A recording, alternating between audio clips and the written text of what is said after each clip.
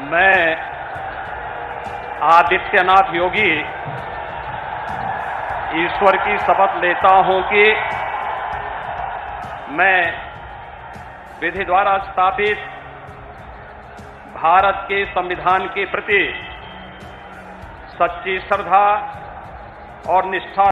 मुझे लगता है दुनिया का सबसे स्वीट आतंकवादी होऊंगा मैं, सबसे प्यारा आतंकवादी।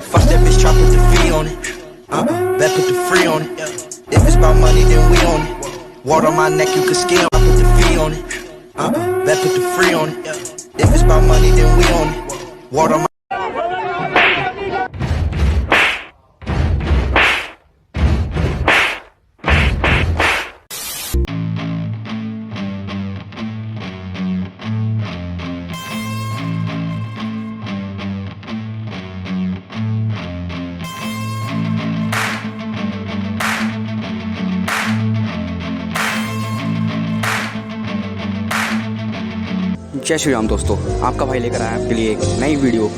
और मैं उम्मीद करता हूँ आप लोग ठीक होंगे। लेकिन क्या आप लोग जानते हैं कि अरविंद केजरीवाल अपनी सस्ती राजनीति के लिए किस हद तक गिर सकता है? अगर आप लोगों को उसकी औकात जाननी है, उसकी असली जाननी है, तो इस वीडियो को एंड तक जरूर देखिए। कह रहे हैं कश्मीर फाइल्स टैक्स फ्री करो। अरे यूट्यूब पे डाल दो, फ्री हो जाएगी। टैक्स फ्री क्यों करा रहे हो? इतना ही तुमको शौक है, विवेक अग्निहोत्री को बोलो यूट्यूब पे डाल देगा, सारी पिक्चर फ्री है, सारे जने देख लेंगे एक ही दिन के अंदर। टैक्स फ्री की क्या जरूरत है? हिपोक्रेसी की भी सीमा होती है। और जो भी करना हो, कम से कम यार ये पिक्चर का प्रमोशन करना तो बंद करो।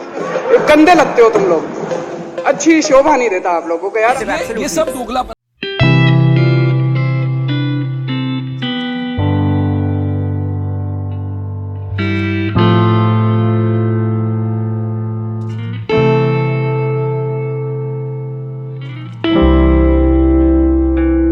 8 साल केंद्र सरकार चलाने के बाद अगर किसी देश के प्रधानमंत्री को विवेक अग्निहोत्री के चरणों में शरण लेनी पड़े तो इसका मतलब उस प्रधानमंत्री ने 8 साल में कोई काम नहीं किया। 8 साल खराब कर दिए। बताओ, विवेक अग्निहोत्री के चरणों में उनको शरण लेनी पड़ रही है। बचा लो। आपको इज्जत मिलेगी, सम्मान मिलेगा, आपसे कतई झूठे नारे नहीं लगवाएंगे। राष्ट्र निर्माण में आपको साथ लेंगे, हम राष्ट्र निर्माण करेंगे आपके साथ मिलकर। ये पोस्टर भी नहीं लगवाएंगे झूठी फिल्मों के। और जो भी करना हो, कम से कम यार ये पिक्चर का प्रमोशन करना तो बंद करो। ये गंदे लगते हो तुम लोग, अच्छी शोभा नहीं देता आप लोगों को यार। आप अच्छे आदमी हो, कुछ करने आए थे राजनीति में, कहां पिक्चर के पोस्टर और प्रमोशन करने में लगा दिया। पोस्टर भी नहीं लगवाएंगे झूठी फिल्मों के।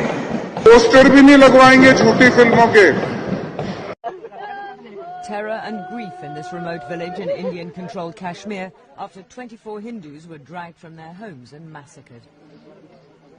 Suspected Islamic militants in army uniforms forced them out of their homes, lined them up in front of a Hindu temple and shot them at close range. It's the biggest ever terrorist attack on the state's minority. The corpses of 2 children, 11 men and 11 women, lined up side by side, were surrounded by nearly 2,000 relatives who'd come from other villages to mourn their dead. This was the last chance for relatives to see their king before cremation. For some, it all seemed too much to bear.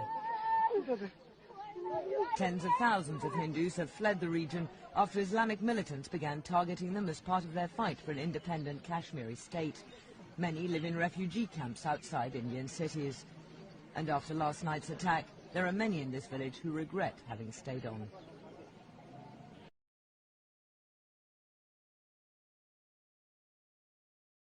मैं जो भी कहता हूं वो पहले महीना 2 महीना बड़ा होमवर्क करके जाता हूं। मैं पैसा कहां से आएगा, कैसे करेंगे, इसका एडमिनिस्ट्रेटिव स्ट्रक्चर क्या होगा, सारी तैयारी करके फिर मैं जाके कहता हूं कि महिलाओं को 1-1 हजार रुपए देंगे।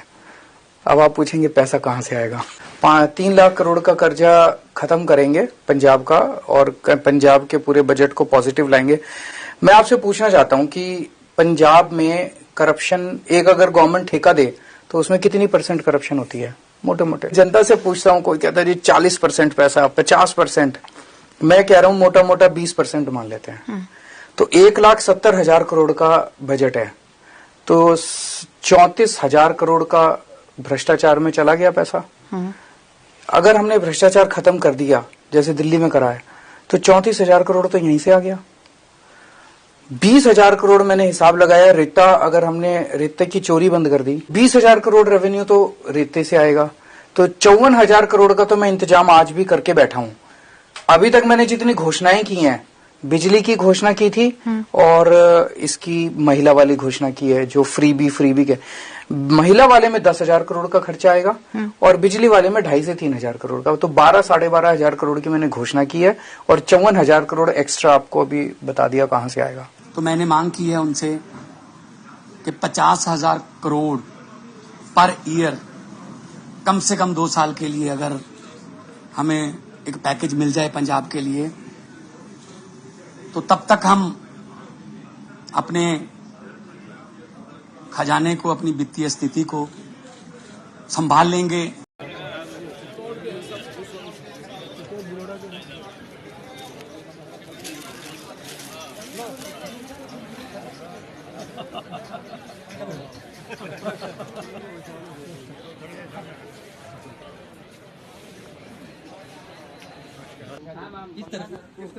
इस तरफ सीधा सीधा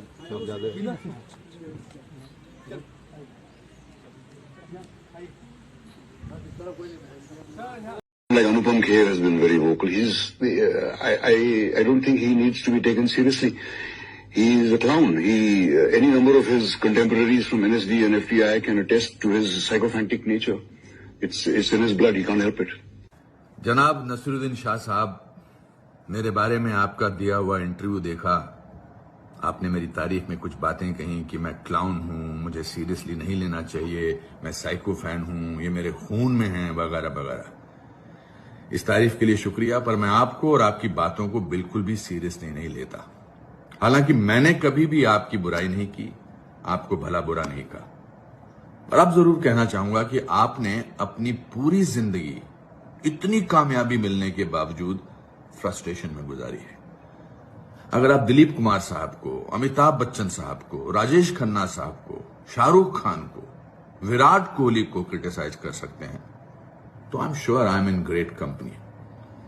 और इनमें से किसी ने भी आपकी स्टेटमेंट्स को सीरियसली नहीं लिया, क्योंकि हम सब जानते हैं कि ये आप नहीं, बल्कि बरसों से आप जिन पदार्थों का सेवन करते हैं, उनकी वजह से क्या सही है और क्या गलत है, आपको इसका अंतर ही नहीं पता लगता। मेरी बुराई करके अगर आप 1-2 दिन के लिए सुर्खियों में आते हैं, तो मैं आपको ये खुशी भेंट करता हूं। भगवान आपको खुश रखे। आपका शुभचिंतक अनुपम। और आप जानते हैं मेरे खून में क्या है? मेरे खून में है हिंदुस्तान। इसको समझ जाइए बस। जय। ओरिजिनल कश्मीरी जितने मुसलमान हैं वो सब कन्वर्ट हो गए हैं कश्मीरी पंडितों से। मैंने कहा कि 600 साल पहले मेरे बुजुर्ग भी कश्मीरी पंडित थे। मैं पार्लियामेंट में कहूंगा, कईयों को शर्म आती है, नहीं आती है, लेकिन इतिहास जो है वो तो ठीक कहना क्या चाहिए ना। सभी लीडरों के और सभी पार्टी के लीडरों के जो 600 साल पहले, 650 साल, वो कश्मीरी पंडित थे। कश्मीरी पंडित मारे गए, तबाह बर्बाद हो गए, इससे कोई इनकार नहीं। कश्मीरी पंडितों के बगैर कश्मीर अधूरा है, इनकम्प्लीट। मुझे ऐसा लग रहा है कि इस देश में आने वाले 6-7 सालों के अंदर एक कम्युनिटी की हालत म्यांमार वाली होने वाली, और ये मैं मजाक नहीं कर रहा हूं। जिस दिन इस देश के हिंदू के मात्र 7-8% हिंदुओं का माथा घूम गया, आप यकीन मानिए कि इस देश में उनके हालात बहुत बहुत बद से बदतर हो। न ओवैसी बचा पाएगा, ना आरफा खानम शेरवानी, ना ही रवीश खान, ना ही रवीशुद्दीन, कोई बचा नहीं पाएगा। और ये बात मैं बड़ी जिम्मेदारी से कह रहा हूं, क्योंकि इन सब सिचुएशन के जिम्मेदार वही हैं। क्योंकि आप किसी चीज। भाई लोग, आज की वीडियो में सिर्फ इतना ही। अगर आप लोगों को वीडियो पसंद आई हो तो इस वीडियो को शेयर कर दीजिएगा, और अभी तक आपने हमारे चैनल को सब्सक्राइब नहीं किया है तो प्लीज़ यार सब्सक्राइब कर दीजिएगा। फिर मिलते हैं किसी और नई वीडियो, तब तक के लिए जय हिंद, वंदे मातरम, जय Shri Ram. Everybody wants to know what I would do if I didn't win. I guess we'll never know.